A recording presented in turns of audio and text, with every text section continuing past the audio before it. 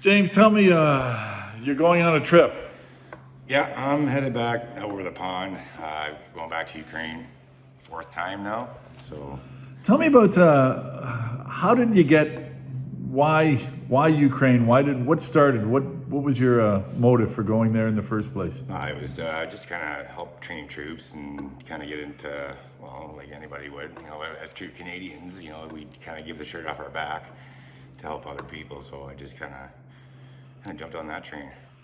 What was it like the first time? First time was a lot of combat, a lot of death, a lot of people, a lot of good friends. It was just like a bunch of cowboys going at it. But you start to realize when you get down there, it was a real war, real fast, and shit got real quick. The second and third time? The second time was more, I was inserted with a team. Maji Heat, it was the Vendetta team on the 59, a special operations team. Our job was to get in and out, hit major positions, infrastructure, tanks. So we had a pretty good goal for a bit. Then the last mission, basically lost my whole team except for two guys. Got surrounded. We were about almost a day and a half waiting for our ride to come pick us up, and they eventually did. So we were lucky to get out of that one. Tell me if you can. I don't think I've spoken to you about this, but the last where you were in a small building for most of the day, and then it got hit, and a number of people were killed during that blast. Yeah, that's well. It was under heavy fire. We went into position to do our job. The reconnaissance wasn't very good. Came into contact with about 30, 40 Russian soldiers. Held them off for a little bit. Waited for our support. Unfortunately, our support didn't stick around, so we ended up getting hit 3 or 4 times by tanks and drones. Got pinned down. Again, we were able to get our extract to get us out of there, but it was the timely fashion, wasn't it? It was pretty scary. Why do you keep going back? It's something you do. Went down this rabbit hole, and the stuff, the people you meet, the amount of support you get behind closed doors. It's just something when you get involved, and you just kind of keep going. It's something that I enjoy doing. I love the people, I love the country, and it matters.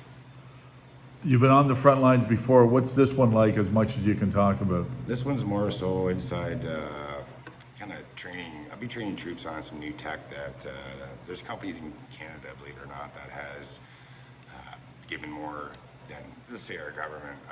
There's a lot of new tech companies in Canada, Ukrainian, Canadian engineers that are making product that it became like a counter cost-effective war. So the faster you can get countermeasures on drone tech or new technologies, and the faster you can get it out there, and the faster you can get them using it, it seems to kind of be the game right now. It's a lot of these manufacturers in Canada, they've developed a certain type of technology for drones using AI technology, guidance systems.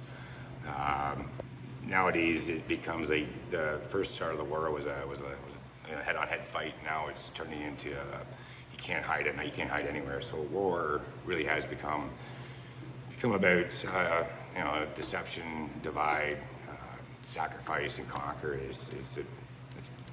You can't hide anywhere. And when it comes down to long-range missiles, the drone tech, it's generally a drone war. Everybody and their dog is going to have a piece of a drone in their hand the next 15, 20 years. It's unreal how many's in the sky. We call them the Angry Birds because you see them come, you don't know if they're yours or if they're theirs. There is ways to tell, but you really don't know. So it becomes a little bit more sketchy when you're actually walking into a position. My job is to get these guys with small teams into a position and out of the position safely. So I'm going to be working with these guys nonstop for probably about a month and a half straight, just to get them ready to go out to use this new tech. I can't really say who has the tech, but I'll tell you, it's a lot of influential people in Canada kind of given up their, lost their jobs and stuff with the Canadian military or government to help out in any way they can. And they really got a grasp on things. And like I say, Canada, at the very start, I was kind of ashamed of what they were given and what they were doing. Like their NASAM system, 2 years late, all the other stuff was. But then I started getting more and more down this path, and I started realizing a lot of these people in Canada, the companies that are kind of behind the scenes, are doing a lot more than you think. So You were saying to, the stuff they were sending over, I forget what you told me before, but, the stuff they were sending over was, the Canada was sending was basically garbage, some of the stuff. I think tourniquets you mentioned. Yeah, they were, again, they sent a bunch of equipment down. A lot of it was broken night vision. This is the first shipment. You gotta remember, I was there 2.5 weeks after the war started, and the first package received was about 6 months later. I was there to help open it up, and a lot of the night vision was broken. They sent down boxes and boxes of training tourniquets. Well, the problem is these guys had no idea what they were. They were using them as tourniquets, and you're using for training. You tighten them up, they'd bust. They were no good.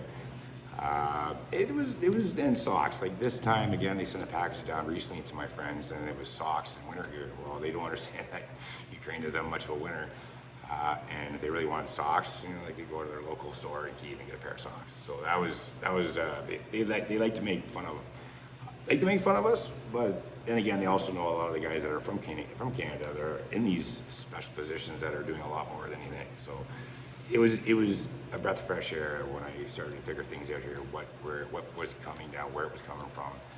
Made me think a little differently. Is it a good war? Like, is it a right war to fight for Ukraine? I still say, the people are different. It's a different type of. Russia's just if they do a ceasefire, all it's going to do is let Russia restock their troops, restock their armories, and they're not going to stop. You look at the history of Putin and what he's done. He's never been without conflict. He's been all over the place, Syria, Chechnya. He's been putting puppet governments. He'll never stop. Trump doing a deal with Putin probably won't solve the problem. It'll just prolong it. They're both businessmen. I know that. They don't really care the cost of how many people. And you start hearing some of the numbers that people come here, they're dead. People lost their homes. There is nothing in Ukraine left. In the Donetsk area, in the east, some of the south, there's no cities left. They're done. You can look for yourself. Gaza was unfortunate. It's destroyed, but you got to realize a third of Ukraine is non-existent. There's just rubble, garbage, IEDs everywhere. It's a disaster. Is it yesterday's news now, or now that you've been over there many times, it's not front page of the news anymore like it was? Is it a forgotten war now? I don't think so. It's different. I think there's a lot more conflict going on in the world than everybody realizes. When it comes down to what's happening in our country right now, what's happening in the States with all this chaos coming on down here, you always hear about the distraction, look over here and look what we're doing over here. I think this will get worse before it gets better, and I don't think it's going to go anywhere. And just say if this conflict does end, it's just going to start up somewhere else. They're not going to stop. It's all got to do with money. Everything always has to do with money and power. Right? So, how will this, because you've been over there so many times, can you say who is, quote, winning at this time, and what will end it? Well, I think right now it was a rough go at the very start for both sides, but with the Russians not really exhausting many of their troops, using North Koreans, criminals, young conscripts from different countries. Their military power is still pretty strong, but they also thought they were going to take Kyiv in 2 weeks. So if you think about how many people, Ukrainians, got together, like a country like maybe we should do, is all come together, and they were able to keep it back we're going on 3 years, right? I don't think it's anybody's winning right now. I do know that Russia is gaining a little bit of ground, and they do have one thing on their side, which is time. They've always had time on their side. They don't have to win the war right away. Their munitions surpass whatever anybody can give them, because they make it every day. So you said at the start of the war, it was chaos. It was explosions everywhere, every second of the day on the front lines. We were counting rounds on a reconnaissance mission. We were counting 500 of the rounds to our 20. So it's, I don't think he's going to win. I don't know what will happen in the end.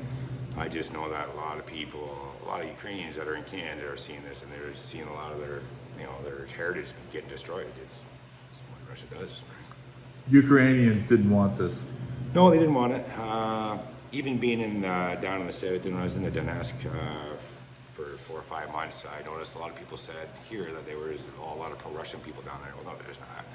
I was staying with a couple people that were in a war zone, families. They did not want the Russians to come in. They wanted to be Ukrainian. a lot of people that came from Crimea they're all in Kyiv now. Before they took over Crimea in 2014, they want their land back.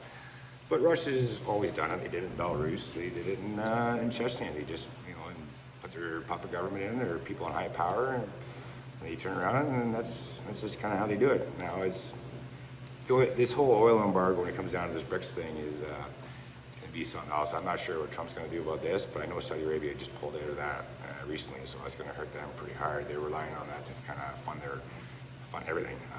But I do see Ukrainians now, even with what we have, they're resourceful. Like I said, they're making ordnance out of a $200 drone with a pack of C4 and an electric detonator. It's a whole different type of war. It's cost effective. This whole war is turned into a cost effective war. Last thing I want to ask about, talk about how, like you say, the cost, how much is a drone, how much would it take to take out a tank as opposed to 10 years ago? Well, at the start, you can see the pioneer stage of this. They were using just toy drones with grenades, dropping it on people. Now they can get drones that'll take 2.2 kilograms of impact with C4 and throw a better charge on it, and one drone will take out a tank now. Before it was damage it, now they'll take them right out. It's the difference between an American drone or a Canadian military drone, a $30,000 drone. Well, they don't want that anymore. They can make their own for $400. Then if they're going to give them drones, why not give them the money so they can manufacture them? These drones are made out of 3D printers. Motors are made somewhere in Europe, Lithuania, whatever. They're cheap, it's cost effective, and the amount of impact that they have, it's not really about quality anymore. It's about quantity and how fast you can get them out and above. Like the quality of drones when it comes to reconnaissance and mine searching operations and all that kind of stuff, okay, they're important. They're still cost effective. They're making unbelievable stuff in a short amount of time, and it's an eye opener for every military, because every military is mostly under the assumption that you need a $250,000 rocket to take out a tank. Now they're using a $600 drone with some old C4 from the Soviet era. It's amazing. Yeah. It's a drone war. It's a drone war, and I'm hoping the Canadian military takes note. I know they're doing strengths in Latvia to kind of step up their game, but they're not really changing much of their syllabus. You can't fight like we fight. We've been trained to fight in a war scenario like that. It's not practical anymore. You're going for at least a month? Yeah, a month, and depending on, everything changes every time. The situation dictates. Every time I go down there for a certain reason, I always get pulled into something else. So we'll see. This mission is objective specific, so I'll be down there for a reason.